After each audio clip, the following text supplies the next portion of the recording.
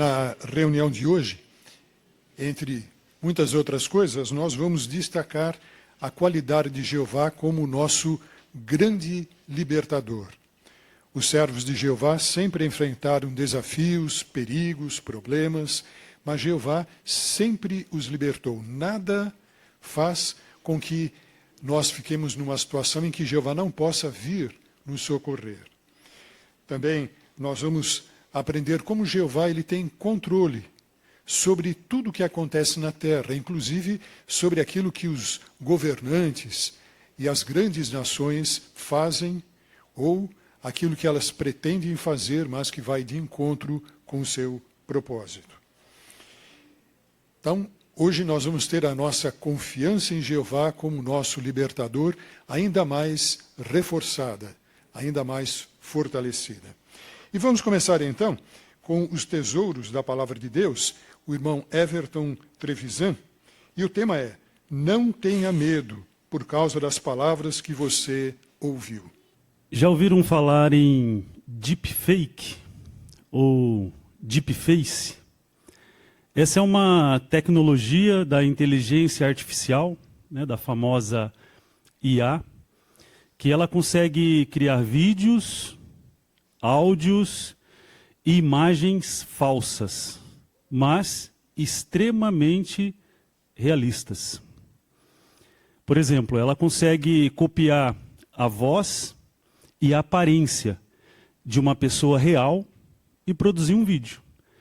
E depois que você assiste esse vídeo, você não acredita que aquilo é falso. Você acha que aquilo é verdadeiro. Alguns tempos atrás, né, não muito tempo atrás, um vídeo desse, uma deepfake, viralizou nas redes sociais lá da Ucrânia. E essa deepfake mostrava o vídeo do presidente da Ucrânia falando para que todos os soldados abaixassem as armas e se entregassem para a nação rival. Era algo totalmente manipulado, não era verdadeiro.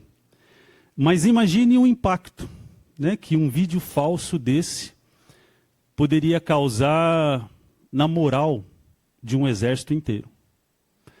Bom, uma coisa podemos ter certeza, né, quando se fala do avanço dessa tecnologia.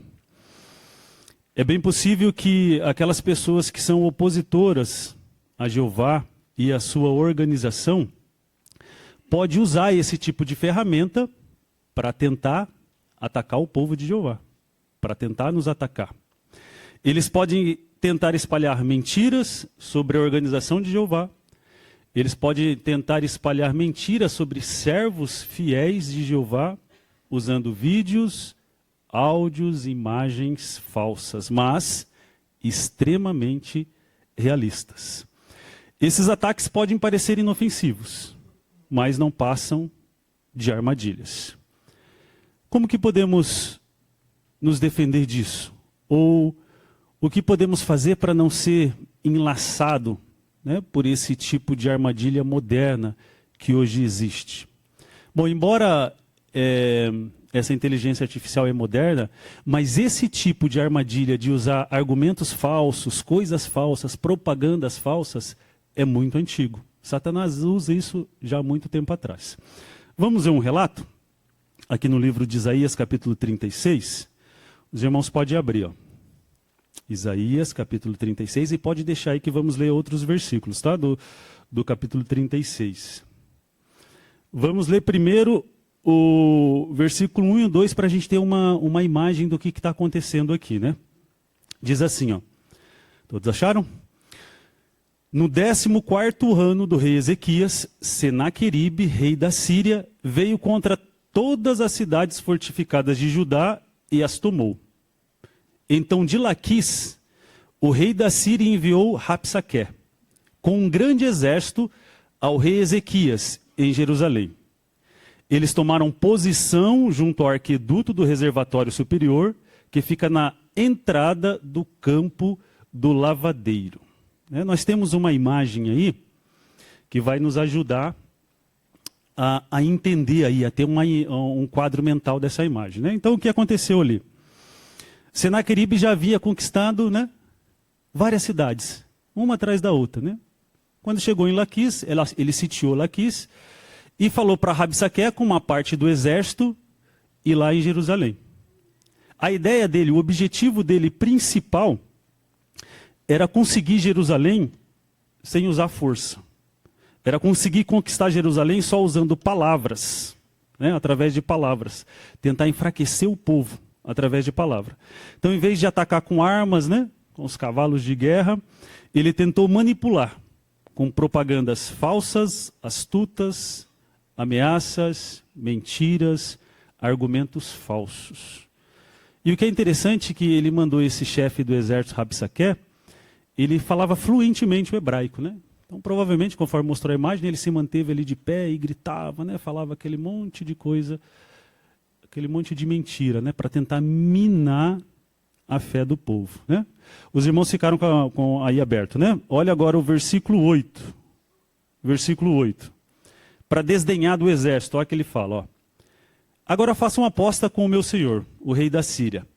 Eu lhe darei 2.000 cavalos se você conseguir encontrar cavaleiro suficiente para eles. Né? Olha que audaz, né? Ele falou, ó, se você conseguir aí arrumar 2.000 soldados para montar, eu te arrumo 2.000 cavalos para te ajudar aí nessa guerra, né? Para deixar bem claro, né, que o exército dele era superior, né? Mas olha o versículo 10 que ele fala, continuando com os argumentos mentirosos, né? O 10 fala assim, ó. Agora, será que foi sem autorização de Jeová que vim contra esta terra para destruí-la? O próprio Jeová me disse, vá e destrua essa terra. Mas outra mentira descarada, né? Ele disse ali que estava ali amando de Jeová. Agora, note aí os versículos 18 em diante, ó. Não deixe que Ezequias os engane. Né? Ele falando para o povo, né? Tá vendo que ele não estava nem mais mencionando o rei, né? Ele queria minar a fé do povo. Ele fala, né? Jeová nos livrará. Será que algum dos deuses das nações livrou a terra dele das mãos do rei da Síria? Onde estão os deuses de Amate e de Arpate? Onde estão os deuses de Servavaim? Será que eles livraram Samaria das minhas mãos? De todos os deuses dessa terra, qual deles foi capaz de livrar a sua terra da minha mão? Então será que Jeová livrará Jerusalém das minhas mãos? Olha que ponto ele chegou com aquelas ideias falsas dele, né? Ele chegou ao ponto de zombar de Jeová aqui, né? Falou que não, nem Jeová vai conseguir livrar de vocês. É melhor vocês abaixar a arma aí e se entregar, porque vocês não têm chance nenhuma. Praticamente é isso que ele quis dizer. E o povo? Diante disso, como que o povo se manteve, né? Bom, o povo não deu ouvido, né? Eles ficaram firmes, né? Note o versículo 21, finalzinho, ó. Diz assim, ó. Pois a ordem do rei era, não lhe responda. Ou seja, né? Entra por aqui e sai por aqui. Não dê muita bola para o que eles estão falando, não. E eles continuaram firmes. Não deixaram ser enganados ou iludidos pelas mentiras de Rabsaqué. Bom, e hoje? Hoje da mesma forma. Nós também precisamos nos manter firmes. Mesmo que apareçam vídeos, mensagens ou declarações que pareçam verdade, mas que contradizem o que Jeová nos ensina, precisamos manter firmes. Eles podem tentar espalhar mentiras sobre a organização de Jeová, sobre os irmãos fiéis, pode usar vídeos, áudios, né, para tentar mostrar essa falsidade. Esses ataques talvez pareçam inofensivos, mas são armadilhas, como dito. Por isso devemos confiar em Jeová e em sua organização e nas orientações que recebemos, acima de tudo. Não podemos deixar que mentiras bem elaboradas, bem produzidas, parecendo reais, abalem o que está arraigado no nosso coração e na nossa mente, que são as verdades que ouvimos de Jeová através de sua organização. Com certeza o mundo vai usar todas as ferramentas possíveis, inclusive as falsas, para tentar enfraquecer a nossa fé. Mas como diz Isaías 36:6, né, que vimos semana retrasada, a sabedoria e o conhecimento serão a sua salvação.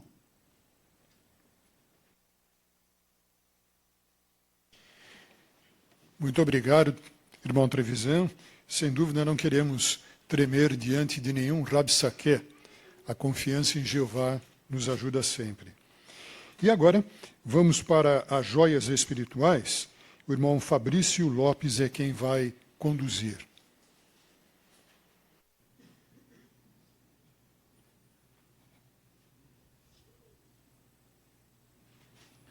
Muito bem. Então, para darmos início às joias espirituais, quem gostaria de ler para nós o livro de Isaías, capítulo 37, versículo 29? Isaías 37, 29. Irmã Cecília, aqui na frente.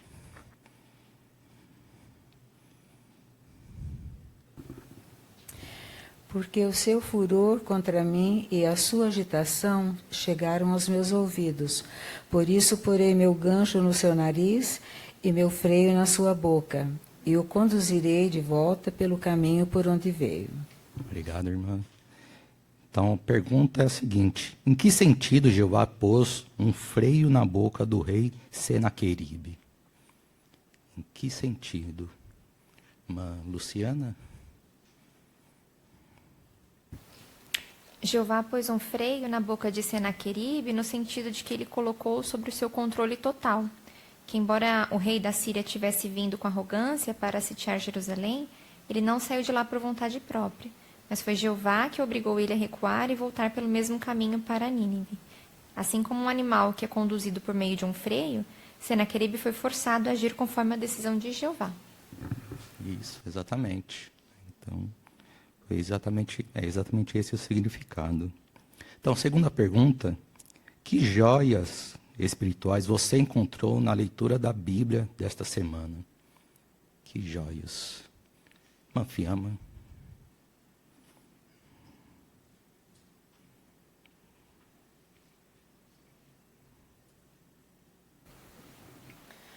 Em Isaías 36, 21, lá fala que eles não responderam nada a Rabsaqué. E a referência leva para Isaías 9,7, que diz que quem corrige o zombador prejudica a si mesmo. Esse texto ele me fez lembrar de tanto apóstatas como aqueles que só querem debater com a gente na pregação. Então, assim como eles, nós também devemos, da mesma forma, não responder nada. Exatamente. Obrigado, irmão Fiamma. O que mais? Irmão Wilson. No 36:18, ele usou uma expressão aí: não deixe que Ezequias os engane, dizendo que Jeová os livrará. Esse é bem interessante esse ponto, porque na grande tribulação, ou durante a grande tribulação, pode ser que nós recebamos notícias falsas, informações falsas. Então devemos ter muito cuidado com a era digital que nós estamos, de IA, às vezes um vídeo que não é da organização. Devemos ter muito cuidado. Acessar somente o que é do site oficial da organização. Exatamente. Obrigado. Irmão Marcos? Eu achei interessante as palavras de Isaías 37, de 1 a 4, onde Ezequias ali ele buscou a ajuda de Jeová e os conselhos por meio de Isaías. E ali a gente subentende que ele recorreu à oração e ao conselho espiritual desse servo de Jeová, naquele momento difícil. Então, quando nós enfrentamos problemas, nós não devemos hesitar. Nós devemos orar imediatamente e buscar orientação bíblica, que significa buscar a ajuda de Jeová, e também conselhos espirituais que nós podemos receber por meio dos anciãos. Isso vai fortalecer a nossa confiança. Isso mesmo. Obrigado, irmão. Irmã Rebeca? Não, no fundo. Débora. Débora. Isso. O 36:1 ali mostra a respeito da audácia, mas ao mesmo tempo o poder, né, que Senaqueribe tinha. Tanto é que ele conquistou muitas cidades. Mas isso não fez com que Ezequias tivesse medo. Ele confiou em Jeová e não se rendeu. Eu aprendi que hoje também muitos governantes, eles colocam medo em outras nações, exercem grande poder e até mesmo acabam fazendo coisas grandes a ponto de prejudicar os servos de Jeová. Mas como Ezequias, os nossos irmãos que passam por isso, eles também não temem, eles confiam em Jeová. Não sei o que vai acontecer em breve, durante a grande tribulação, mas o que eu sei é que se eu não me render aos governantes políticos corruptos e confiar em Jeová, com certeza ele vai me proteger. Isso, obrigado. Irmã Elba, aqui na frente.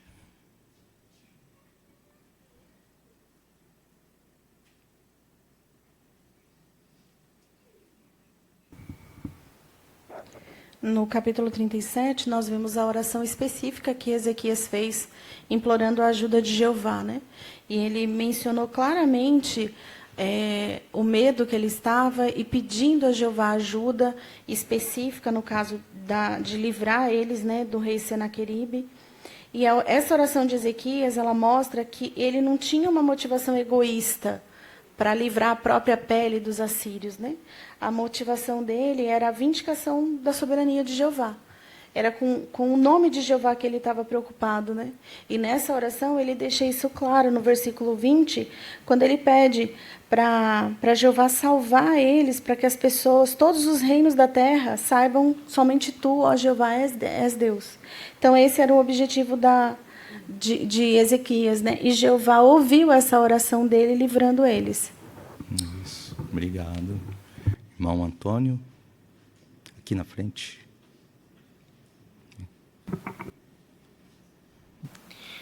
O 36:21, ali a ordem de Ezequias era não responder, né? Então, realmente não é fácil, né, ficar calado às vezes quando nos sentimos provocados. Por exemplo, alguém na pregação fala mal de Jeová, não é fácil a gente ouvir isso, talvez o impulso seja defender, né? Ou talvez na proscrição, governos querem arrancar de nós informações, mas aí é o momento de ficar calado, né? Conforme a ordem de Ezequias aqui. Exatamente, obrigado. Irmã Sofia.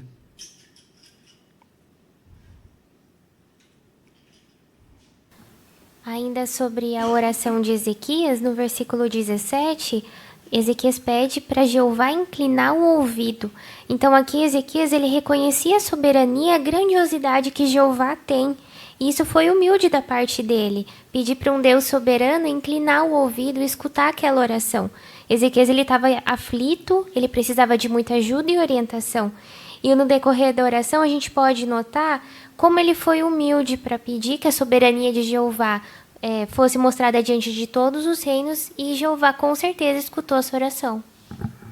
Isso, obrigado. Irmã... A esposa do Vitor, Leandra. Então, aqui em Isaías 36:10, Rabsaqué tentou abalar, né, o coração daquele povo usando a dúvida, né? E essa é uma tática que Satanás usa até hoje, né? Lançar dúvidas na nossa mente. Ele tenta nos fazer duvidar de nós mesmos e do amor de Jeová por nós. E essas dúvidas, elas podem até parecer inofensivas, né? Mas elas nos machucam, né? Machucam nossos sentimentos. Então, a gente não pode guardar essas dúvidas para nós.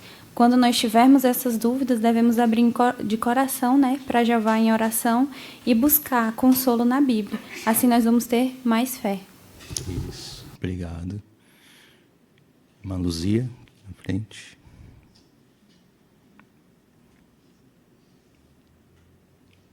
Interessante que Rabsaqué trabalhou na questão do emocional deles, também na questão do Deus deles, da fé, e ele fez questão de falar tudo isso alto demais. Então, se a gente também não tomar cuidado no campo, a gente também pode encontrar muitas pessoas também assim como Rabsaqué, que eles vão trabalhar emocional, falando alto para apertar, para a gente às vezes discutir e agir à mesma altura. Isso é verdade. Mas, Karina? Eu também gostei do 37, versículo 20, onde mostra que Ezequias estava preocupado com a santificação do nome de Jeová. Isso me ensina que, ao orar a Jeová para que o reino venha, eu preciso não só pensar nos benefícios que isso vai trazer para toda a humanidade, mas sim me concentrar no objetivo principal, que é um dia em que todos vão saber que somente Jeová é o verdadeiro Deus e o nome dele vai ser santificado. Isso, obrigado. Irmão Fernando, aqui na frente. E o Salmo 37, 36, bem conhecido, nos lembra do poder dos anjos, né? Um anjo saiu e matou 185 mil em uma noite. e são muito poderosos. Isso me lembrou o texto de Salmo 34:7, que fala que o anjo de Jeová acampa ao redor dos que o temem, e ele os socorre.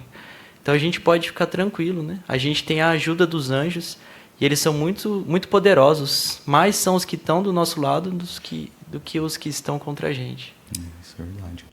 Comentário de 15 segundos. Irmão Luiz. Eu gostei do 36:4, eu fiquei me pensando aqui, se alguém me perguntasse, né, como foi perguntado lá para o povo, em que se baseia a sua confiança? É bom fazer essa autoanálise, porque quando está tudo bem, é fácil a gente falar que a nossa confiança se baseia em Jeová. Mas será que quando aparece algum desafio, eu busco outros métodos de confiança, eu busco outras coisas, a não ser que a situação melhore de uma forma milagrosa? Então nós temos que tomar cuidado quando a situação não está tão boa para manter a nossa confiança sempre em Jeová. Exatamente. Obrigado, irmãos, pelo comentário e participação de todos.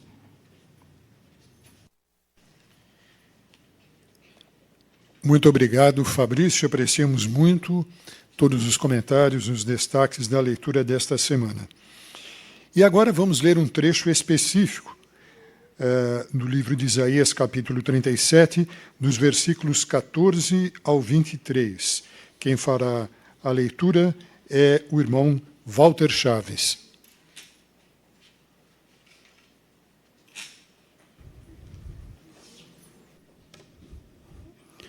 Ezequias pegou as cartas das mãos dos mensageiros e as leu.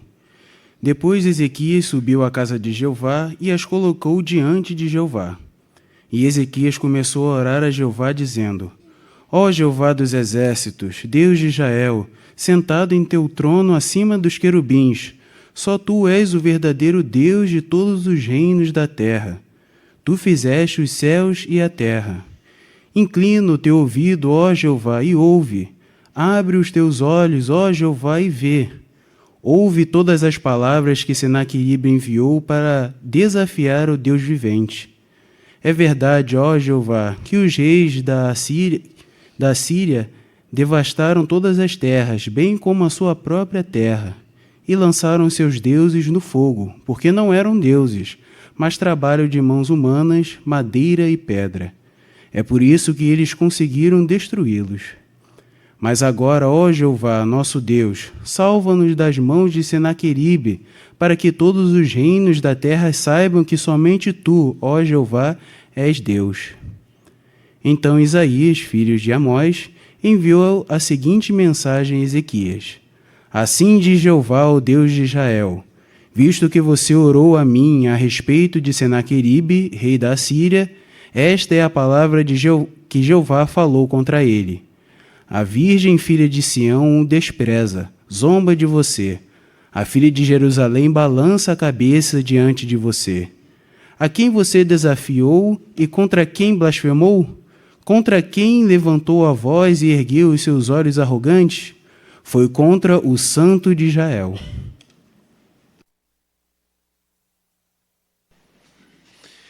Muito obrigado, Walter. Gostamos muito da sua leitura. Você leu de modo fluente.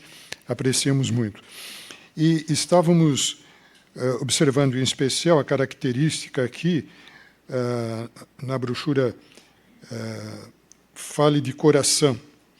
E aqui é uma dica muito importante para quando a gente faz uma leitura da Bíblia ou de qualquer publicação. Primeiro, nós temos que ler e entender o assunto. Porque se nós tentamos fazer uma leitura pública sem entender bem a matéria, a leitura vai soar muito artificial, não vai soar do coração. E nós percebemos que você entendia o que estava lendo, por isso você falou de coração.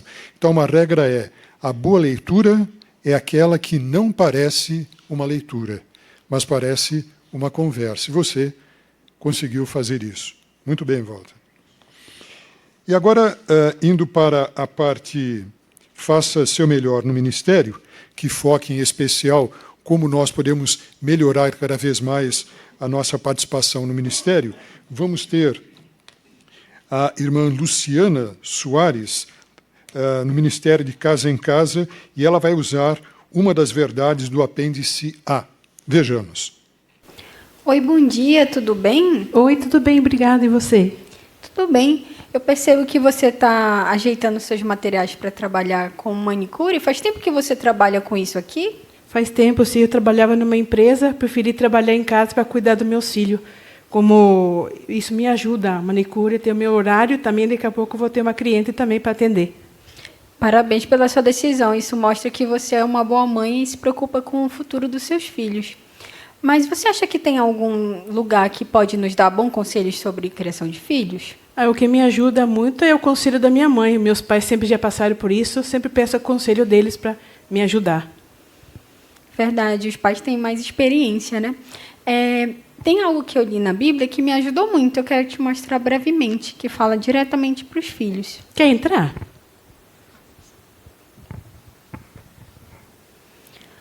Aqui em Efésios 6, 1-3. Diz assim: Meu filho, seja obediente aos seus pais em união com o Senhor, pois isso é justo. Honre o seu pai e a sua mãe. Esse é o primeiro mandamento com promessa, para que tu vá bem com você e você permaneça por muito tempo na terra. O que você achou desse conselho? Eu gostei muito desse conselho, isso vai me ajudar muito. Assim como esse, a Bíblia traz outros conselhos. Aqui fala para os filhos, mas também fala diretamente para os pais. Como você vai atender agora, eu vou indo. Se você permitir, eu volto na outra terça, e se você tiver uns 5 minutinhos, a gente vê mais um conselho baseado na Bíblia. Pode sim. Se não tiver atender a cliente, eu atendo você. Pode ser? Pode ser. Até mais. Eu me chamo Luciana. E você? Adriana, prazer. Muito obrigado, Luciana e Adriana, moradora. Você se saiu muito bem. Usou bem o ponto lá do apêndice para despertar o interesse. E o ponto que você tinha em especial para observar era: seja observador.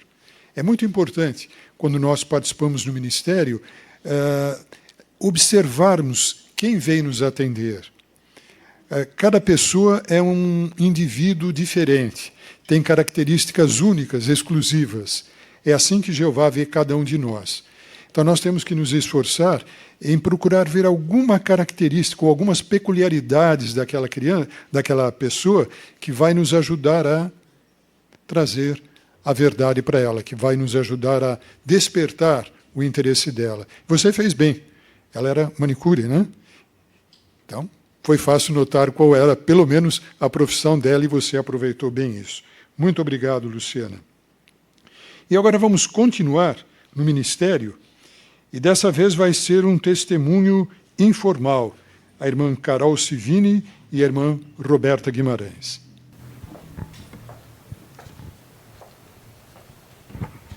Oi, tem alguém sentado aqui nessa cadeira? Não, pode sentar, fica à vontade. Legal, licença. Menina, como esse cartório tá cheio hoje. Nem fale, viu? Cheguei aqui bem cedo, nem tenho o costume de vir aqui, não sei como as coisas funcionam, e eu tenho que levar esse documento hoje. Eu entendo. Eu sempre estou aqui, sabe, por causa do meu trabalho. Normalmente está bem cheio, assim como hoje, mas elas, como tem bastante atendente, a fila costuma andar rápido, sabe? Apesar de ter bastante gente, costuma não demorar muito. Tomara que não demore mesmo. Eu tenho que reconhecer uma assinatura. Infelizmente, no mundo que a gente vive, não tem como confiar que a pessoa que assinou é a dona do documento. É verdade. Infelizmente, a gente está vivendo num tempo que parece que o certo e errado não tem mais importância para as pessoas, né? Elas costumam tirar as opiniões delas, as decisões, com base nas redes sociais, no que as pessoas falam, nos vizinhos. Às vezes, pessoas de moral duvidosa, né?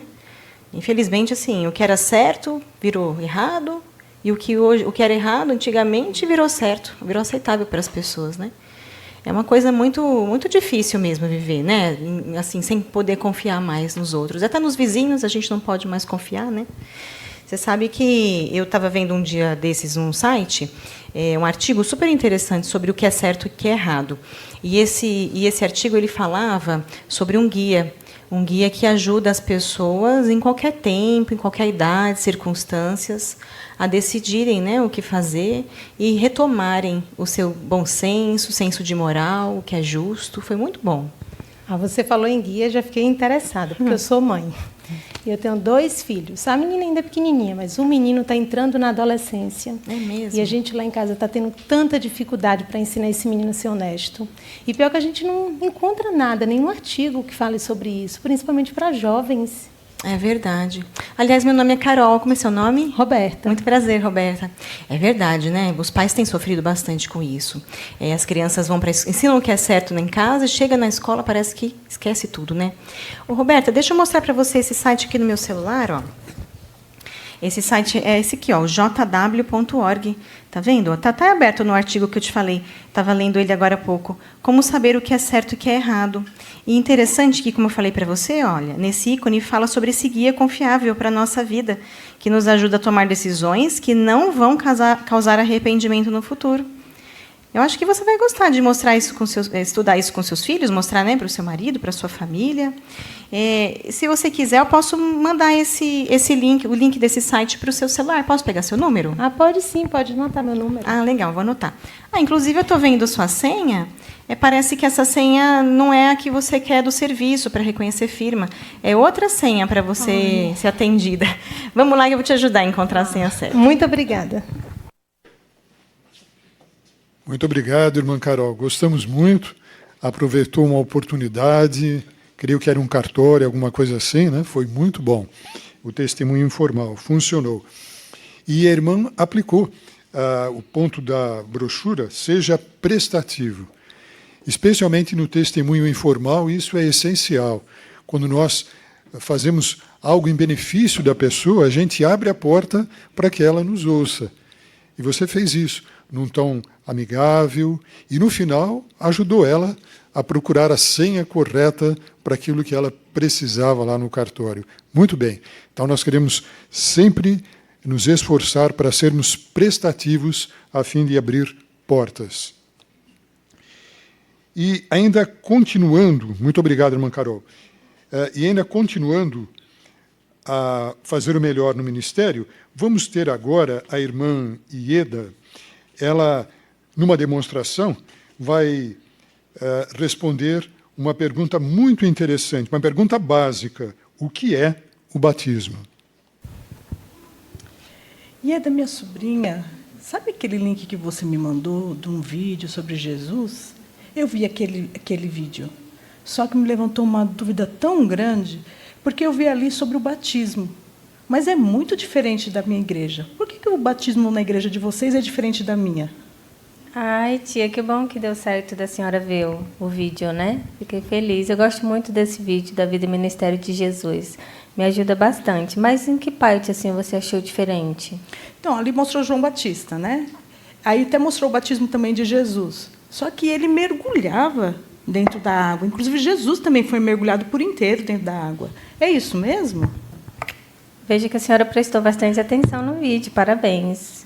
Uma coisa importante, tia, que a gente precisa pensar é que a gente precisa entender bem o que significa o batismo, né? Por exemplo, de acordo com o que a Bíblia ensina, para uma pessoa ser batizada, ela precisa realmente mergulhar o corpo inteiro na água.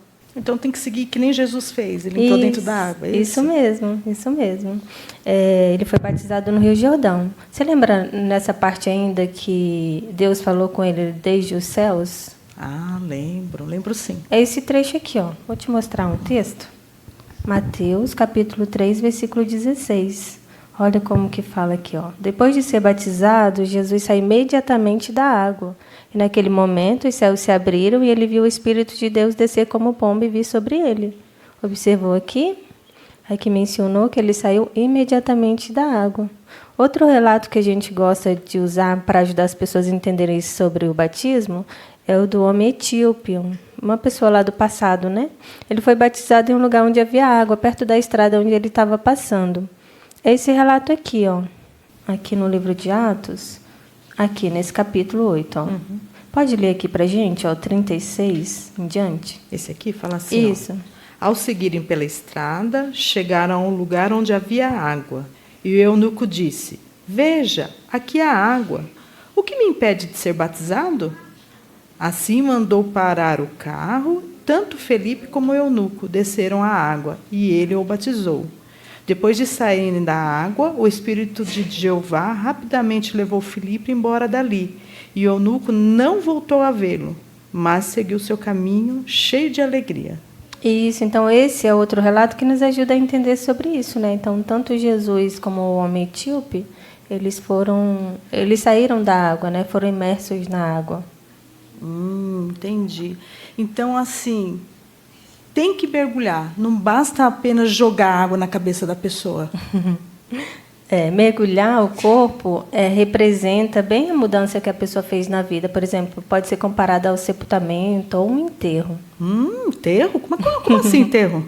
Isso mesmo, né? Porque é assim, tia, quando uma pessoa ela mergulha na água, ela está mostrando, né, que ela morreu para o modo de vida anterior que ela tinha. E quando ela sai da água, assim como Jesus, o exemplo do homem etíope, está mostrando que vai começar uma vida nova, como um cristão dedicado para fazer a vontade de Deus. Então eu estou entendendo. É uma escolha consciente que a pessoa faz, então, né? Exatamente. Então, para fazer essa escolha acertada, a pessoa ela precisa estudar, entender o que a Bíblia ensina, né? Fazer as mudanças necessárias, se arrepender dos pecados, e aí ela decide seguir a Jesus, né? E ela representa isso, é uma forma de representar por meio do batismo, né? Que aí ela faz dessa forma. Entendi. Então, os seguidores de Jesus seguem dessa forma.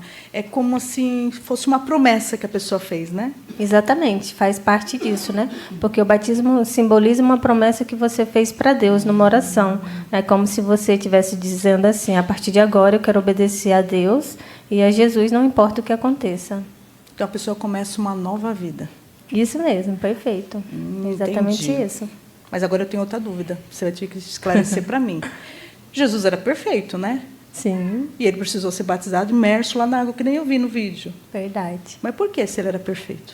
Boa pergunta, hein? Observadora mesmo. Tem um tempinho agora? A gente pode ver mais algum versículo da Bíblia? Pode ser.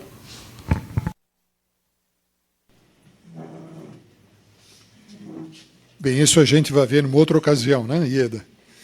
Muito obrigado, gostamos muito. Você respondeu a pergunta, o que é o batismo. E o ponto que você estava observando, você fez muito bem, fale de modo fácil de entender. Ou, em outras palavras, não complique. A gente, às vezes, tem a tendência de complicar, mas não é esse o nosso objetivo. Então, nós temos que tomar muito cuidado, como você fez muito bem. Se há alguma palavra, algum termo teocrático, nós temos um vocabulário teocrático só nosso. E as pessoas, muitas vezes, têm dificuldade de entender. Então, se isso ocorre, nós temos que traduzir, entre aspas, essa palavra, esse termo, para que a pessoa entenda. E um outro erro que nós não queremos cometer é colocar muitos detalhes na nossa apresentação. Se a gente constrói uma árvore cheia de penduricalhos, uma série de informações que não são necessárias, só vai confundir. E você fez muito bem, você falou de modo simples e objetivo. Parabéns.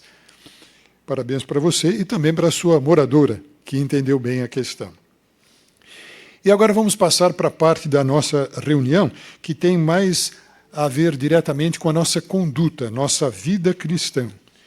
E para fazermos isso, vamos entoar juntos o cântico 118. Os que puderem ficar de pé, cântico 118, Jeová, a ti pedimos mais fé. Esse cântico, sem dúvida, foi muito, muito apropriado, que para confiarmos em Jeová, temos que ter fé. E vamos agora falar mais sobre isso. A parte agora tem o tema em que se baseia a sua confiança. O irmão Emerson Menezes fará essa parte.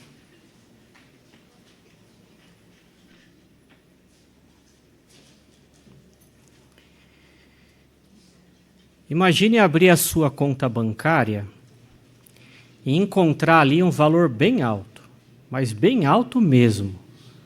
Vamos dizer R$1 milhão. Nada mal, né? Mas, num mundo cheio de golpes, o que você acha que poderia acontecer se a sua senha fosse uma senha fraca, daquele tipo 1, 2, 3, 4, A, B, C, D? O que você acha que poderia acontecer? Você sabe. Tudo na sua conta, ficaria bem vulnerável. Da mesma forma, irmãos, existe algo muito mais valioso do que essa quantia em dinheiro. É a nossa confiança em Jeová. Se ela não estiver bem protegida, bem fortalecida, ela pode ficar exposta. E mais cedo ou mais tarde, qualquer um de nós vai enfrentar zombarias, críticas, ou se confrontar com argumentos que podem tentar enfraquecer a nossa confiança na Bíblia, na organização de Jeová e também em Jeová. E aí, quando isso acontecer, como é que eu e você vai se comportar? Medo? Nervosismo? Vamos ficar em dúvida? Essas são algumas reações possíveis que podem aparecer nessa situação. Vamos ver um caso real? Abra sua Bíblia, por favor, aí em Isaías, no capítulo 36, versículo 4. Isaías 36, 4. Aqui o contexto está bem explicado, né? Na nossa reunião de hoje, o povo de Judá estava sofrendo uma ameaça daquele poderoso exército assírio. Daí um representante desse exército chegou lá, em Judá, e a gente pode dizer que ele queria aplicar um golpe psicológico nos judeus. Vamos ver a estratégia dele? Olha, versículo 4 diz: o Rabsaque lhes disse: digam a Ezequias, assim diz o grande rei, o rei da Síria, em que se baseia a sua confiança? Você percebeu aqui? Por que é importante, irmãos, nós fortalecermos a nossa confiança de que aquilo que nós acreditamos é a verdade? Por que você acha? Diga para nós. Irmã Karina, por favor.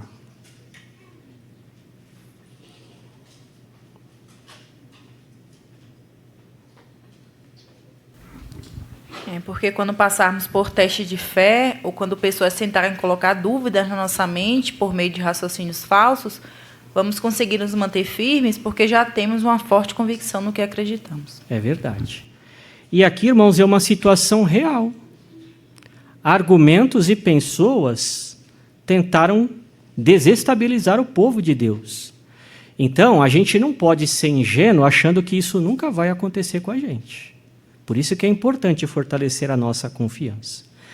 Na escola, os jovens enfrentam regularmente vários desafios.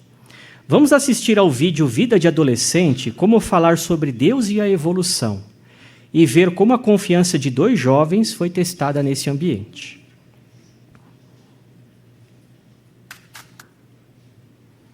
Percebeu como abalou?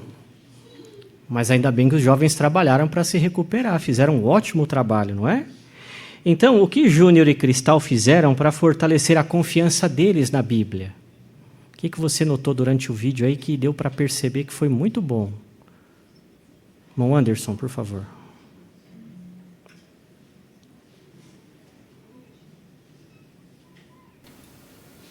Então, aquilo mexeu com eles. Então, o que eles fizeram? Oraram e foram pesquisar, né? Então, nosso site é rico, né? Tem muitas ajudas que nos ajudam nesse sentido. Eles fizeram um bom uso e aí conseguiram, né, sanar, ficar com a cabeça tranquila e até fazer uma defesa numa outra ocasião. Excelente, muito bem. Irmão Marcos? E o vídeo deixou claro que eles também conversaram com pessoas espiritualmente maduras. Isso aí. Vamos fazer um exercício nós aqui agora, olha. Por que você tem certeza de que Deus existe? O que é que te convence disso? Irmã Priscila. Para mim, sentir como Jeová realmente é um amigo real. Porque sempre quando eu abro meu coração para Jeová, eu posso sentir a sua orientação. Através da Bíblia, publicações, comentários de irmãos, ou às vezes situações que vão surgindo que eu nem preciso fazer nada, só observando a solução acontecendo, às vezes sem acreditar. E não é só coincidência, porque é uma resposta certa na hora exata. é Jeová realmente sendo um pai, um amigo real, carregando a gente no colo. Então, isso me faz ter certeza que ele realmente existe. Ótimo. Que versículos da Bíblia convencem você de que Jeová, olha, te ama? Irmã Ágata.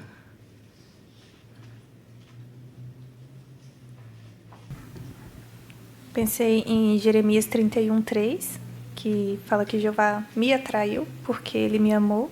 E também em João 3:16 e 36, que ele foi capaz de dar o filho dele. E tudo isso ele fez por amor. Ótimo, muito bem. Irmã Sofia?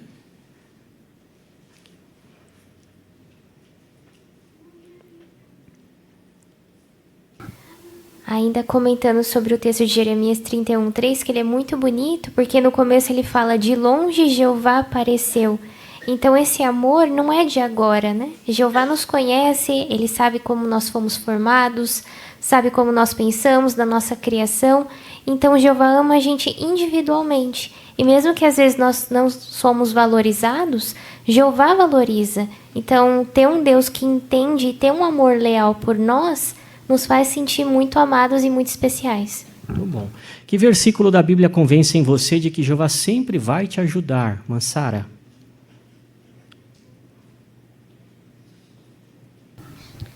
Eu gosto de Jeremias 32:27, porque diz que Jeová é o Deus de toda a humanidade. Existe alguma coisa que seja impossível para mim? Então, nada é impossível para Jeová. Então, nada esteja longe do seu alcance que não possa nos ajudar no momento de necessidade. E se Jeová não nos remover o nosso problema, com certeza Ele vai nos dar força para suportar. Excelente. E que você encontrou o povo de Deus. Que versículo te convence disso? Irmã Ana Paula, por favor. Provérbios 17:17, né, que fala que o verdadeiro amigo ama em todos os momentos e é um irmão na aflição. Então a gente só sente aqui na organização de Jeová essas palavras. Puxa, muito bom, ótimo texto, hein? Irmã Érica?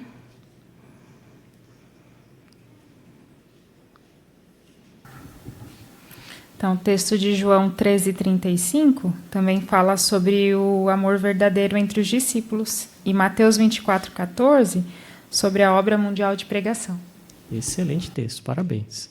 E nós temos uma imagem relacionada aí com essa parte, até um quadro, né? O que a gente pode aprender relacionando aí?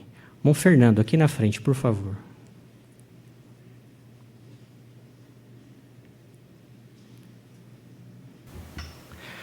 É comum nós pensarmos que se todo mundo concorda com algo, então deve estar certo, né?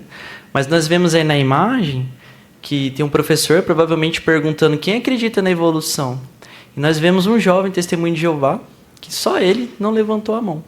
Mas em que se baseia essa confiança, essa fé desse jovem? Bom, ele com certeza estudou e meditou, né? A maioria de nós hoje não estuda mais, mas tem diversas situações como essas do quadro em que alguém pode lançar uma dúvida para a gente, né? Por isso que a pergunta de Isaías 36:4 é tão importante. Em que se baseia a sua confiança? A gente não quer ter nosso coração balançado, nossa fé abalada, né?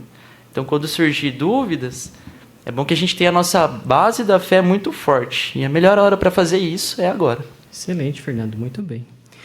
Irmãos, durante a grande tribulação, nós enfrentaremos o maior teste de confiança. Questões como essa, envolvendo a criação, evolução e essas outras que aparecem no quadro, já deveriam estar bem fortalecidas na nossa vida cristã. E a hora de fazer isso é quando? Agora. Vamos olhar novamente a pergunta, que é o tema dessa consideração. Olha, dá uma olhadinha aí na sua apostila. Em que se baseia a sua confiança? Se essa pergunta for feita num tom amedrontador, querendo desestabilizar você, tirar você do eixo, uma boa resposta seria: ela se baseia naquilo em que nenhum inimigo jamais conseguiu abalar: a integridade da palavra de Deus e a fidelidade do nosso Deus grandioso Jeová.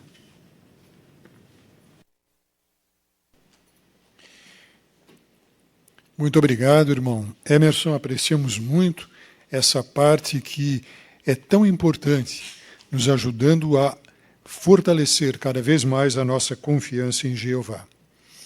E agora vamos considerar juntos mais duas histórias do livro Histórias da Bíblia. E para isso, temos aqui o irmão Márcio Freitas, que vai conduzir a parte, e o leitor será o irmão Henrique.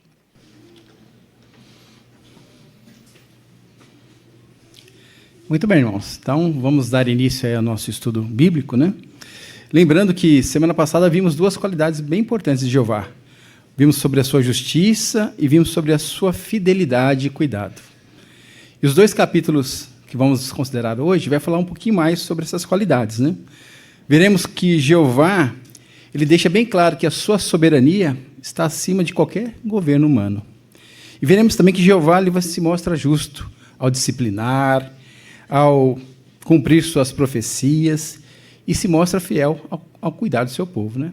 Então vamos dar início aí, se você está com o seu livro, no capítulo 62, nosso irmão Henrique vai fazer a leitura para a gente. Pode dar início, por favor, Henrique.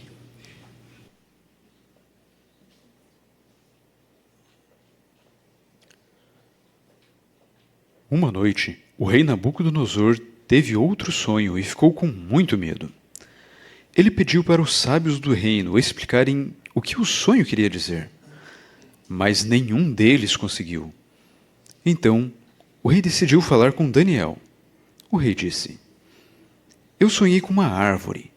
Ela era tão alta que chegava no céu. Em qualquer lugar da terra dava para ver a árvore. Ela tinha folhas bonitas e muitas frutas.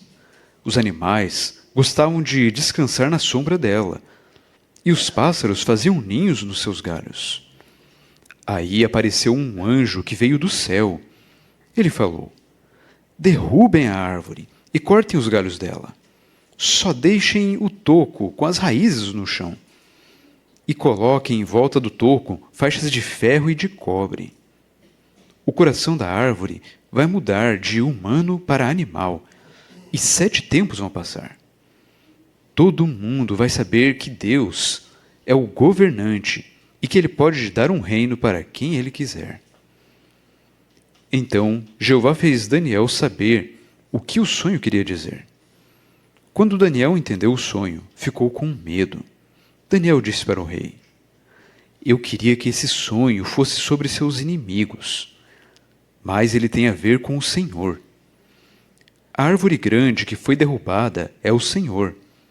O Senhor vai perder o seu reino e vai comer mato como um animal. Mas, como o anjo disse para deixarem o toco com a raiz, o Senhor vai voltar a ser rei. 1 ano depois, Nabucodonosor estava andando no terraço do seu palácio, admirando Babilônia. Ele falou: Veja como é linda essa cidade que eu construí. Eu sou mesmo o melhor rei de todos. O rei mal acabou de falar isso, quando ouviu uma voz do céu dizer: Nabucodonosor, agora você perdeu o seu reino. Naquele momento, Nabucodonosor ficou louco e começou a agir como um animal. Por isso, ele teve que sair do palácio e viver com os animais do campo. O cabelo do rei cresceu tanto que parecia penas de águia, e as unhas dele ficaram parecendo as garras de uma águia. Depois de 7 anos, Nabucodonosor voltou ao normal. Então Jeová deixou que ele fosse o rei de Babilônia de novo. Nabucodonosor disse: Jeová é o rei dos céus, e ele merece toda a adoração. Agora eu sei que Jeová é o governante. Ele ensina as pessoas orgulhosas a serem humildes e dá um reino a quem ele quiser. Obrigado, Henrique. Então, com base aí nesse capítulo, irmãos, antes de fazer a pergunta, quem gostaria de escrever de forma breve o sonho aí que o rei teve? O que Nabucodonosor sonhou? Nosso irmão Fábio. Ele sonhou com uma árvore gigantesca, e que essa árvore foi cortada e que no toco dela foi colocada uma banda de ferro até que passasse um determinado período. Bom, Fábio. Então, com base no sonho, o que ele queria dizer, né? Deixa primeiramente o Aaron responder para nós.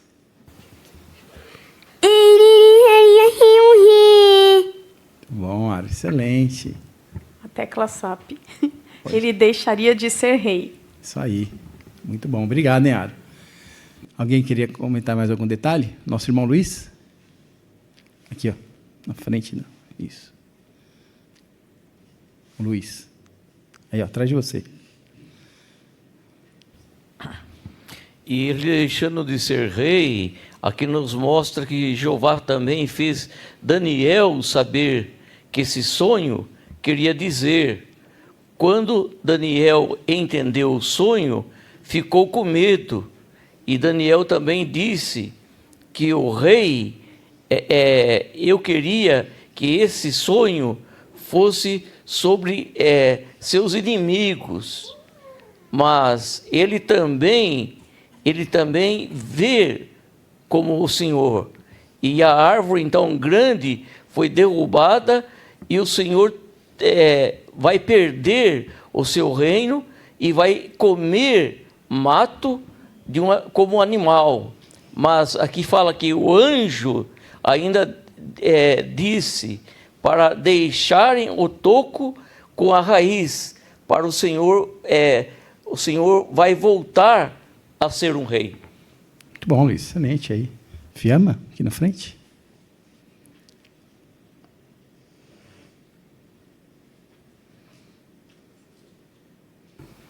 Eu fico pensando na coragem de Daniel para dizer isso, né? Então, primeiro a árvore ia cair, representando que Nabucodonosor deixaria de ser rei. Depois ele disse, olha, mas o anjo falou para deixar o toco. Então, isso quer dizer que você vai voltar a ser rei. Bom detalhe, né? Um exemplo para nós, né? Às vezes vamos ter que ter coragem para falar as verdades do reino, né? As pessoas. Interessante que Jeová, ele deu um sonho para Daniel, né? Jeová poderia muito bem ter agido ali sem avisar nada. Mas por que Jeová deu esse sonho lá para o rei? Débora? Então, Jeová ter deixado o rei ter esse sonho mostrou que ele mesmo iria mais tarde se convencer de que aquilo que Jeová desse como resposta fosse verdadeiro. Então, Jeová talvez ter dito diretamente, ele não acreditaria.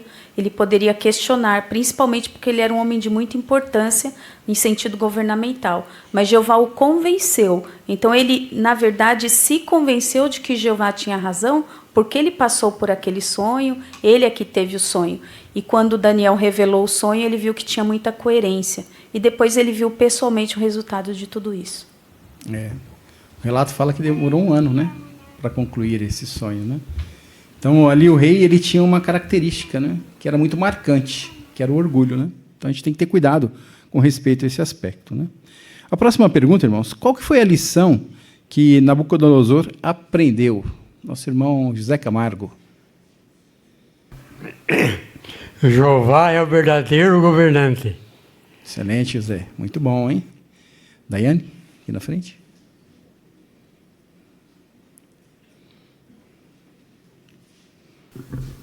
E que Jeová também é o único que ele merece toda a adoração, né? E ele ensina as pessoas orgulhosas a serem humildes, ele dá o reino a quem ele quiser.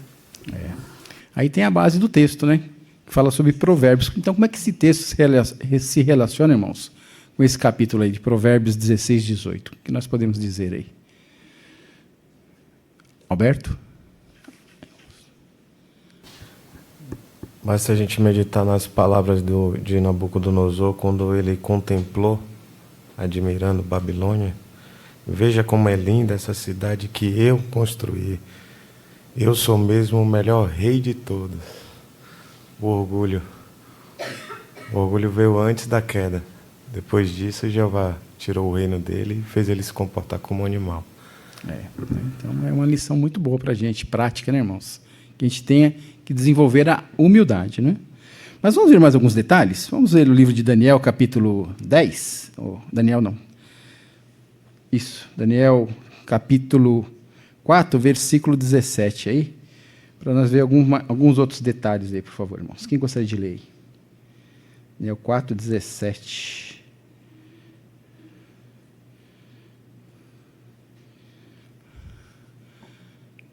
Fernanda?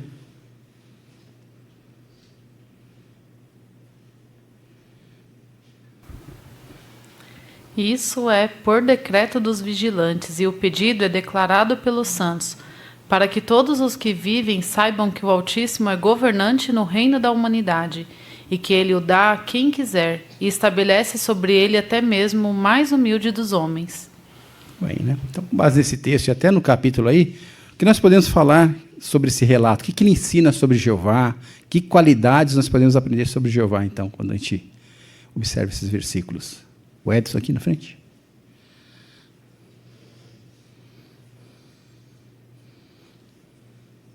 A gente aprendeu muito, né, que Jeová não gosta da arrogância, né? Ele gosta muito da humildade. Veja, por exemplo, que Davi cometeu coisas graves lá, né? Mas por ele ser humilde, Jeová perdoou ele, né? Deu oportunidades. E esse homem arrogante aí, ele teve problemas, né?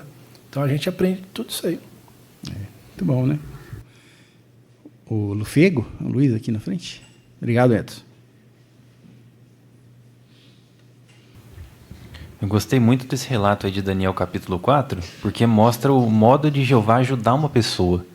A gente viu aqui que Daniel falou para Nabucodonosor: afaste dos seus pecados, pare de fazer maldade. Falou primeiro, né? Mas aí passou 12 meses, nada mudou, piorou. Ele se jactou ainda mais, né, das realizações que ele tinha feito. Aí Jeová deu a disciplina mesmo, né? Aí ele perdeu a cabeça, ficou louco, né? Então, se ele tivesse aceitado lá, talvez não precisaria dessa segunda etapa, né? Talvez Jeová cumpriria o propósito de outra forma. Então, conosco também, Jeová é paciente, mas é mais fácil quando logo de início nós já aceitamos a correção, a disciplina e os conselhos dele. Bom, isso aí. Muito bom, Luiz. O Rafael? Eu achei interessante também como que Daniel ele refletiu essa forma de Jeová pensar. Porque Jeová não queria apenas julgar, ele queria ajudar aquele homem a mostrar humildade. E no versículo 27, nós vemos isso, né? Ali Daniel, depois de falar qual era, revelar o sonho, ele falou: olha, eu vou te dar um conselho, para com isso, né? Muda de proceder. Então ele refletia a forma de Jeová pensar. E é interessante que nós podemos aplicar isso na nossa vida também. Talvez pensando com um estudante, né? Depois de nós raciocinarmos com ele, ajudarmos ele a ver com princípios, às vezes nós vamos precisar ser direto, né? Ajudar aquela pessoa a entender que ela precisa mudar de proceder. E se a gente deixar de fazer isso, às vezes ela vai deixar também, vai perder a oportunidade de mudar o rumo da sua vida. É, isso aí, né? Muito bem colocado. Uma Luzia, aqui na frente. É interessante que a reação de Daniel, de imediato, ele ficou com um pouco de medo, né? Quando ele entendeu o sonho. Mas ele chegou para ele e quebrou o gelo com aquela mensagem que ele ia dar. Ele falou assim: eu queria que esse sonho fosse sobre seus inimigos. Então, já aí que abriu o caminho para ele falar o assunto. Então, também no campo também, quando formos falar sobre as orientações de Jeová, a gente pode abrir caminho, quebrando o gelo, né? Boa aplicação, né? Usar ditado aí. Excelente, né? E na família, irmãos, o que a gente pode falar, né? Será que esse relato nos dá alguma orientação com respeito à criação de filhos, né? Às vezes, nossos estudantes, o que nós podemos estar aplicando esse relato aí? O que você pôde perceber aí? Débora? Com respeito ao orgulho e à arrogância, né? Então, os filhos, eles realmente têm habilidades, eles conseguem realizar muitas coisas. O elogio sincero sempre é cabível, porém, incentivar além do que realmente é necessário pode criar na criança o espírito arrogante e orgulhoso. Então, precisamos ensinar os nossos filhos que, embora eles tenham habilidades e capacidades, todas elas vêm de Jeová e devem compartilhar, principalmente com os irmãos, de forma amorosa e não arrogante. Muito bom, né? Então, lições práticas, né? Fernanda, aqui na frente.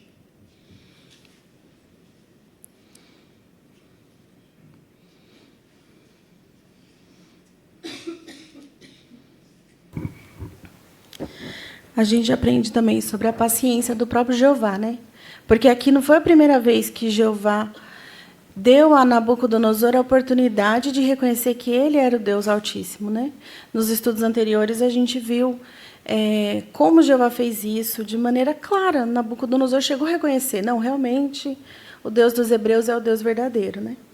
E aqui no sonho, Jeová deixou Nabucodonosor ver um anjo, né? Ele falou que viu um santo e que falou essas palavras do versículo 17 que a gente leu, né? Que ia acontecer alguma coisa para ele reconhecer que o Altíssimo era o governante, que tinha direito mesmo, que tinha soberania. Então, isso nos ensina sobre a paciência, né? Falar com os nossos filhos não é uma vez só, né? A gente precisa repetir e ter essa paciência, essa longanimidade de Jeová, de ensinar a verdade para eles. Excelente, né? O Sivini, Paulo? E é importante a gente sempre nos lembrar, e lembrar também a nossos filhos, talvez estudantes, que se tivermos sucesso, né, no nosso trabalho secular, ou em nossas designações aqui dentro da organização, ou habilidades, né, isso nunca é de nós mesmos, sempre vem de Jeová. Então, reconhecer com humildade isso nos aproxima de Jeová. Ao passo que ser orgulhoso, achar que isso, né, é algo nosso, isso vai nos afastar de Jeová. Isso aí, né? Boas lições, né? Muito bem, irmãos. Foi bem colocado esse capítulo 2. Vamos passar para o próximo, 63. As palavras que apareceram na parede. Então, vamos entender aí algumas lições práticas.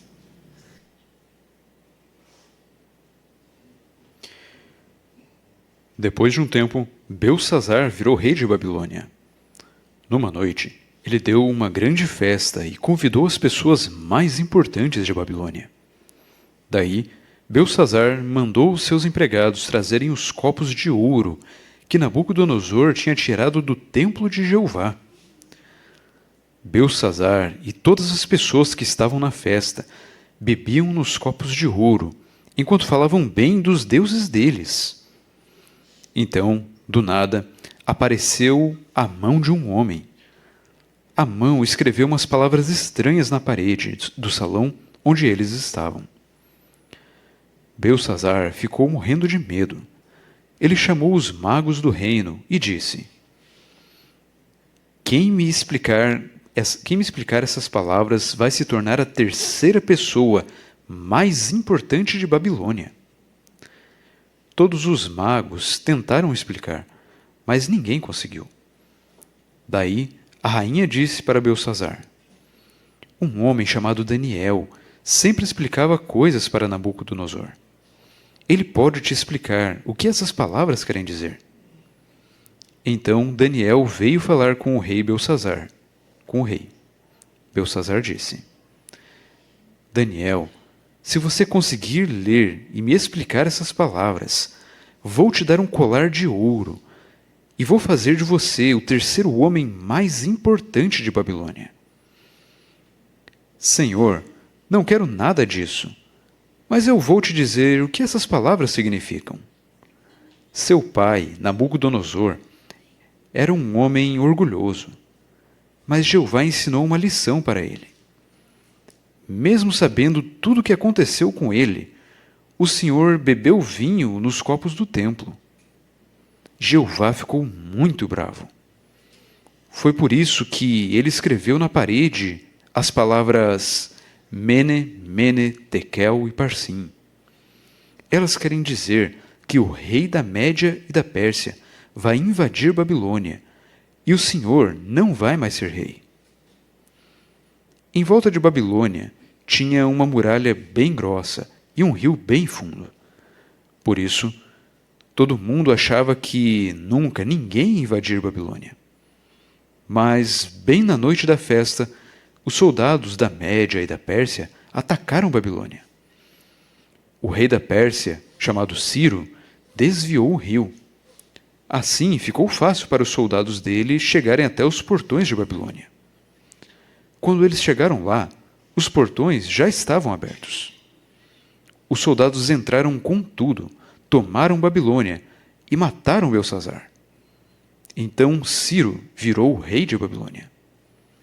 Um ano depois, Ciro disse para todo mundo: Jeová me mandou reconstruir o templo dele em Jerusalém. E vou deixar todos os judeus que quiserem ajudar no trabalho ir para lá. Assim como Jeová tinha prometido, muitos judeus voltaram para casa, 70 anos depois de Jerusalém ser destruída. Ciro mandou de volta os copos de ouro e de prata e tudo o que Nabucodonosor tinha tirado do templo. Viu só? Jeová usou Ciro para ajudar os judeus. Obrigado, Henrique, pela excelente leitura. Aguardamos uma próxima, né? Muito bem, irmãos. Então vamos ver aí, com base nesse capítulo, né, o que as palavras escritas na parede queriam dizer aí. É a Valentina? Aqui, ó.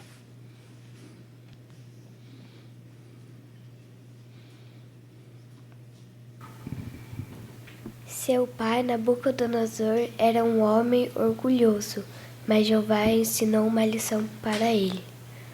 Muito bom, né? A Manu também? É a segunda que você quer falar? Ah, então tá bom. Mas estava certo para a segunda. O Anderson aqui na frente. As palavras Mene, Mene, Tekel e Parsim queriam dizer que o rei da Média e da Pérsia invadiria a Babilônia e o reino e Belsazar não seria mais rei. É isso, né? Adriano, lá no fundo. E tudo que Jeová mostrou para Daniel aconteceu naquela noite. E os métodos do Persa atacaram a Babilônia e cumpriu a mensagem da Bíblia, né? É, né? Mas por que Jeová, né, decretou o fim ali daquele reinado? Que Belsazar, qual que era a característica que ele tinha que fez com que ele perdesse esse reinado? O que os irmãos puderam observar aí? Fernanda?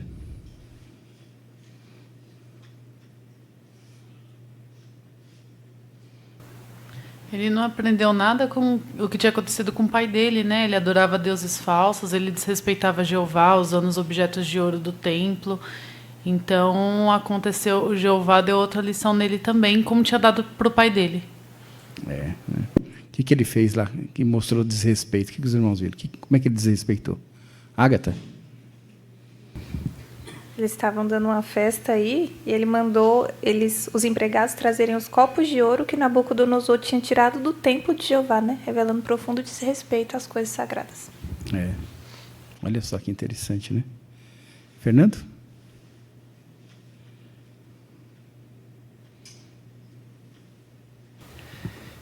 E o que tinha de tão especial nesses copos, né? Na realidade, nos copos, nada. Mas era o que eles representavam, né? Eles faziam parte do templo, que era a maneira deles praticarem adoração pura na época, né? E a gente pode pensar na aplicação para hoje, nas reuniões, nos cânticos, na oração. É a maneira da gente praticar adoração pura. Será que a gente também tem o devido respeito que essas coisas exigem hoje? Então é bom a gente parar para pensar nisso. É, bem colocado, né? Como a gente encara, né, as coisas de Jeová. O Alberto, aí no fundo? Ainda se referindo a Belsazar, a gente vê que a palavra tekel, quando a gente observa na Bíblia, você foi pesado na balança e foi achado deficiente, né? Então a gente vê que Belsazar, ele tentou se enaltecer acima de Jeová, acima do soberano do universo, né? Insultou a Jeová. Por isso que Jeová menciona que ele foi achado deficiente. Né? Ele não reconhecia, né, essa soberania de Jeová, né? É o que acontece com as pessoas hoje, né, irmãos? Muito bem, né? Vamos dar sequência à segunda pergunta. O que Jeová mandou Ciro fazer? Agora é a Manu, né? Manuela.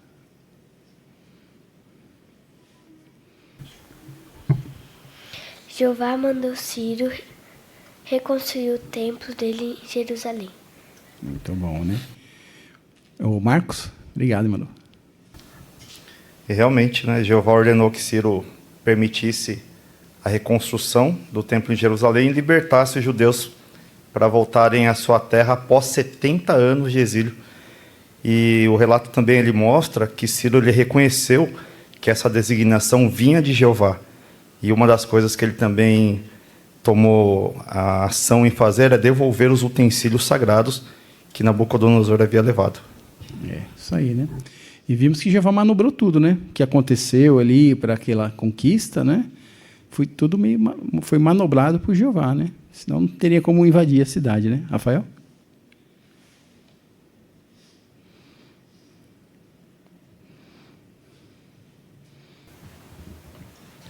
Quando nós paramos para pensar isso, nós vemos como Jeová é incrível, né? 200 anos antes de acontecer, Jeová já avisou que Ciro iria fazer isso, o que iria estar acontecendo, que as portas estariam abertas. Então é como se Jeová ele já soubesse o que ia acontecer, porque ele ia fazer com que isso acontecesse. Então nós percebemos que numa situação tão complexa como essa, Jeová ele tinha um controle total, né? Sobre aquele assunto, de tudo que estava acontecendo, em todas as nações envolvidas. Então a gente consegue perceber a sabedoria e o poder de Jeová. A irmã Dalila primeiro, depois a Patrícia. Achei interessante, depois de tanto tempo que eu li esse livro, né, fala todas essas coisas que nós hoje estamos repassando, tudo. Jeová, ele não cansa, ele continua ensinando para nós, né, o que é, porque aquele Deus tão importante, que é aquele Deus maravilhoso de Jeová. Eu aprendi faz tanto tempo, agora estou repetindo tudo, escutando de novo. Para Jeová não fica velho. As coisas nunca ficam passando do tempo. É bom a gente escutar e guardar bem na mente, porque maravilhas de Deus, Jeová. Muito bom, Dani. Isso aí. Patrícia? É interessante essa profecia, né? Mais uns detalhes sobre ela. Tem uma foto, uma imagem que mostra que os soldados eles estão passando com a água pelo joelho. E lá no fundo tem uma luz acesa, mostrando que estava tendo uma festa lá dentro, né? Então tudo foi muito bem planejado. E tudo aconteceu conforme Jeová havia falado. Então a gente vê que todas as profecias que vão se cumprir no futuro, elas vão cumprir também em todos os seus detalhes. Então é a confiança que a gente tem que ter em Jeová, né, irmãos? Jeová promete e não volta atrás, né? Então a gente pode ter certeza que quando chegar a grande tribulação, Jeová ele vai proteger seu povo aqui na terra, né? Muito bem, então o que a gente aprende de lição nesse relato sobre Jeová? O que você tirou de proveito sobre Jeová, sobre um assunto pessoal? Maico?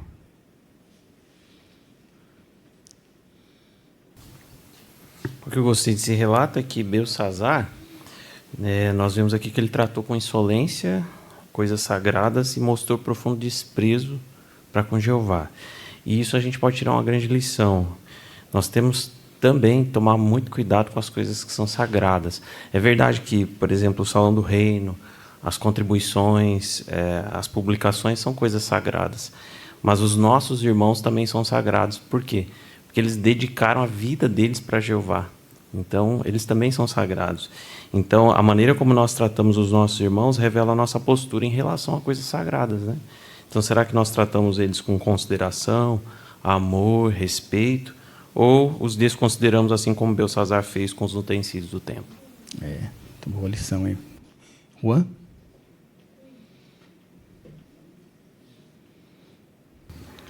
A lição interessante que eu tirei foi sobre os nossos planos, né? Porque esse tempo que eles ficaram, 70 anos, fico pensando em quantas vezes os judeus não desejaram voltar para Jerusalém. Até no filme fala bem disso, né? Como eles tinham vontade de voltar para a terra dele. Imagine vivendo naquela terra cheia de pessoas que adoravam deuses, né? E queriam voltar para a sua terra, talvez fazendo planos para isso, mas por 70 anos eles ficaram lá esperando, né? Então, é importante nós nos lembrar de colocar Jeová nos nossos planos, né? Nós, às vezes, traçamos datas, metas, um objetivo, mas temos que entender a vontade de Jeová. Porque quando chegou a vontade de Jeová, eles não precisavam fazer nada, né? Ciro foi lá, fez tudo, devolveu a prata, falou que quem quisesse isso podia voltar. Então, tudo se resolveu muito fácil, né?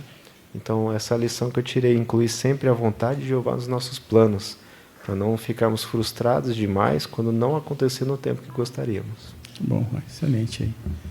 O Rubens. O Eduardo. Também achei interessante como que Daniel ele manteve o foco nas coisas de Jeová, né? Quando Belsazar falou, eu vou, para quem explicar aqui o que essas palavras querem dizer, eu vou dar aqui, você é a terceira pessoa mais importante de Babilônia, né? Mas Daniel falou, não quero nada disso, não. Mas vou te falar o que ela significa e explicou, né? Porque Jeová deu esse poder para ele, né? deu essa explicação, essa habilidade de explicar para ele. Então isso também a gente aprende com isso, né? Com o fato dele de manter o foco nas coisas de Jeová, né? Isso é bem lembrado, né? Então manter o foco e respeito, né? Imagina a gente que no Salão do Reino não está atento, né, às orientações, né, à matéria, né? Às vezes chega no Salão do Reino e a gente fica pensando em outras coisas, em outros problemas, né? A gente fica lá navegando na internet. Então a gente tem que mostrar o respeito pela adoração verdadeira, né? Isso é uma forma também de mostrar que respeitamos a Jeová e a sua soberania. O Emerson, tem um detalhe? E eu fiquei pensando também, quando apareceu essa mão lá na parede, né, e escreveu essas palavras, foi algo sobrenatural. Quem estava ali, né, viu algo incrível, como a imagem destaca aí. Daniel 5:6 diz que quando Belsazzar viu isso, aquele rei que era tão forte, começou a ter o quadril tremendo e um joelho batendo no outro, pálido, aterrorizado. Então esse é o efeito que causa mesmo naqueles que talvez achem que Jeová é um Deus qualquer, né? Então, como o tema da nossa reunião hoje é confiança, é esse Deus que a gente serve. É um Deus que mete medo mesmo nesses deuses que nada valem, né? Então vale a pena a gente fortalecer mesmo a nossa confiança em Jeová, permanecer do lado certo, porque com Jeová do nosso lado ninguém pode mesmo. Muito bom, né, irmãos? Ótimas lições, né? Então que a gente coloque em prática, né, essas lições, que possamos manter a nossa humildade, respeito pela soberania de Jeová e realmente confiar que Jeová é o Deus que pode nos salvar.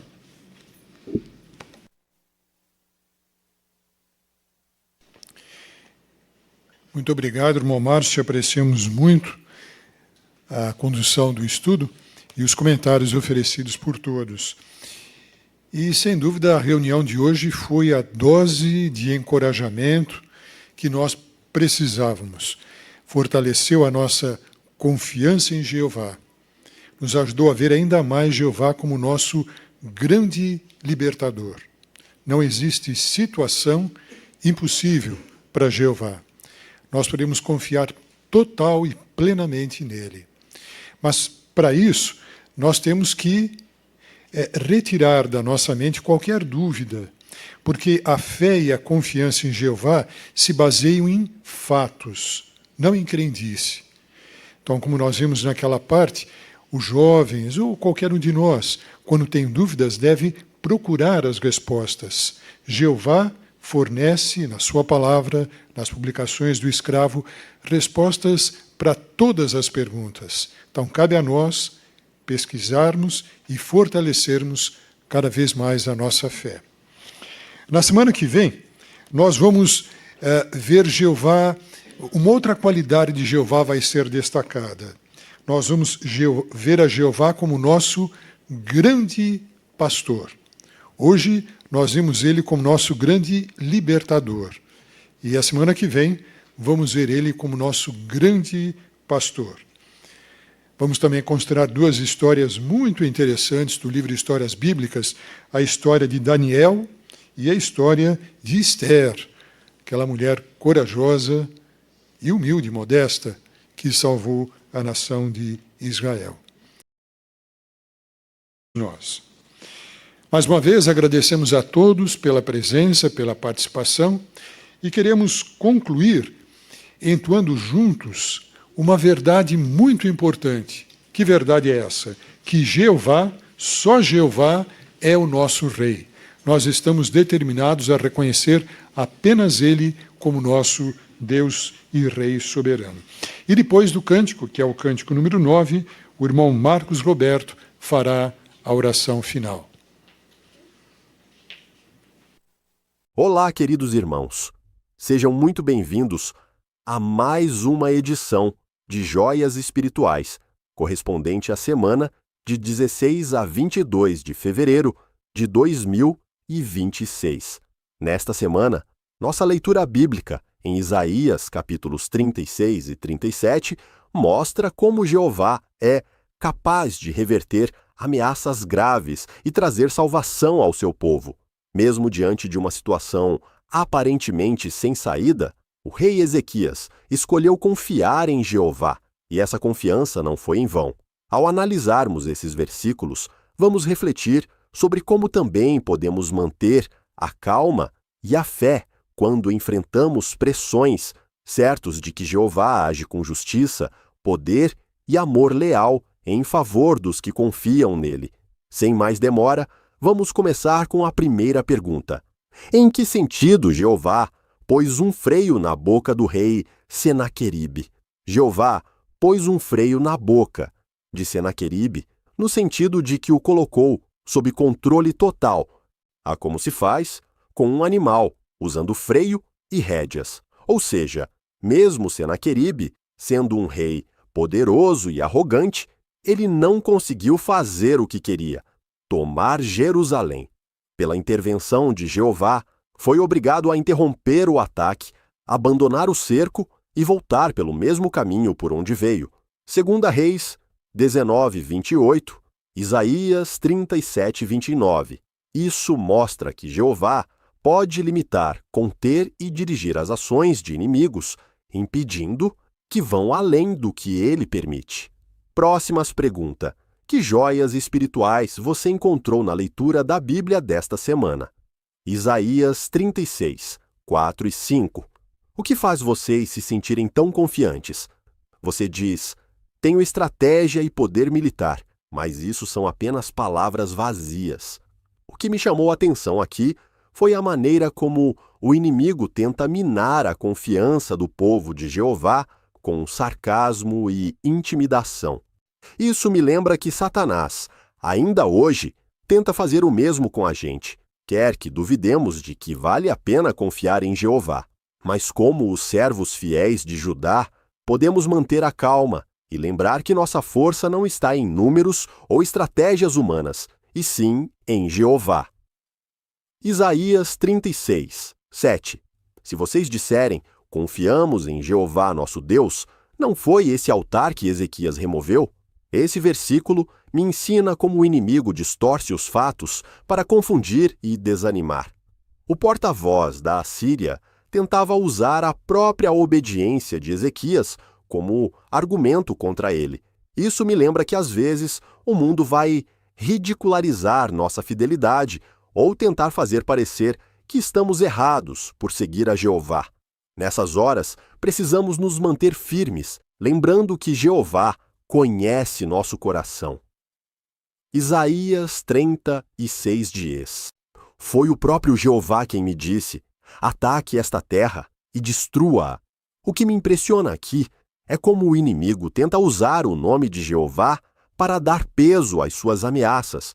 Isso mostra como precisamos ter discernimento para não acreditar em qualquer discurso que use o nome de Deus. Precisamos sempre comparar tudo com a palavra dele, a Bíblia, para sabermos o que realmente vem de Jeová. Isaías 36, 21. Mas eles ficaram calados e não lhe responderam nenhuma palavra, pois o rei havia ordenado, não respondam a ele. Achei admirável a atitude do povo aqui. Eles resistiram à provocação e permaneceram em silêncio, obedecendo à orientação do rei. Isso me ensina que, em certas situações, o melhor é não entrar em discussão ou tentar se justificar. O silêncio, quando vem de uma atitude de confiança em Jeová, e é uma demonstração de força e autocontrole. Isaías 37, 1. Assim que o rei Ezequias ouviu isso, rasgou as suas roupas e entrou na casa de Jeová. O que me chamou a atenção aqui foi a reação imediata de Ezequias diante da ameaça. Ele não tentou resolver com estratégias humanas primeiro, mas foi direto buscar a Jeová. Isso me ensina que, quando enfrentamos pressão ou situações fora do nosso controle, a primeira coisa a fazer deve ser buscar a ajuda de Jeová com humildade. Isaías 37, 14 e 15. Ezequias subiu à casa de Jeová e as colocou diante de Jeová, e começou a orar. Esse versículo me ensina algo muito prático. Quando recebemos más notícias ou enfrentamos ataques, podemos colocar tudo diante de Jeová em oração. Ezequias literalmente apresentou as ameaças diante de Deus. mostrando total confiança. Isso me ajuda a lembrar que posso abrir meu coração por completo a Jeová. Ele escuta e age. Isaías 37, 20.